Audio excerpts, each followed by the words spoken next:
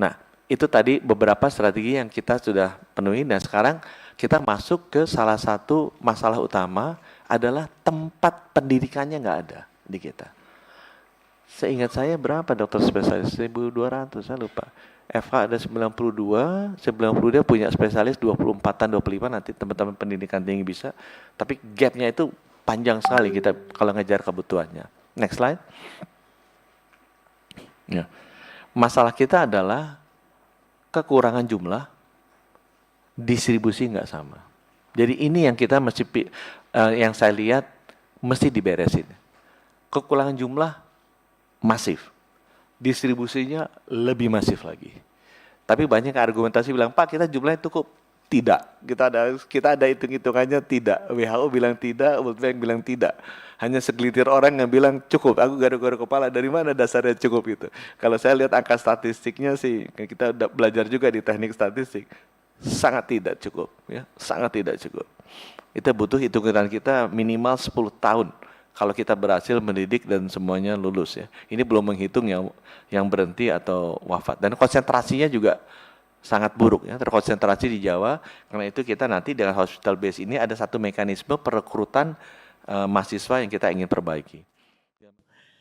Yang tetap bahwa pihak dokter itu yang tergencet. Nah, pemerintah tidak bisa mendistribusikan dokter-dokternya dengan baik, terus ngomong bahwa kita kurang dokter spesialis. Ya salah. Makanya kalau pemerintah kurang dokter spesialis ya harus menyekolahkan dokter menjadi dokter spesialis dengan caranya. Nah itu, dan jangan terpaku dengan angka-angka dari WHO. Angka-angka dari WHO itu hanya suatu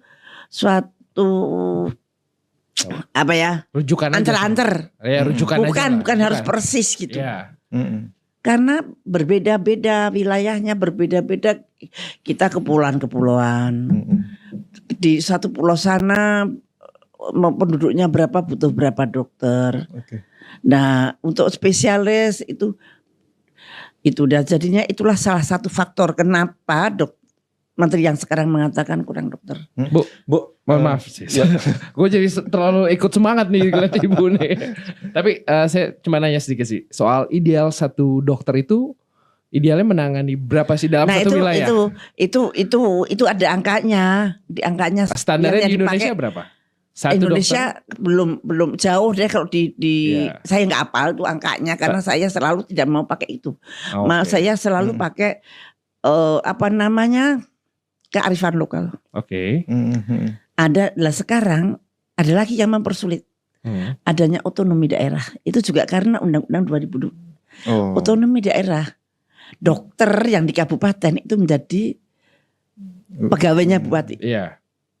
Jadi menteri tidak bisa langsung mengatur dokter kabupaten. Nah itu juga mengurangi efektivitas di dalam kepemimpinan. Rumit birokrasinya, kalau kata Pak Jokowi ruwet karena Undang-Undang 2002 itu aturan lagi ya Bu ya.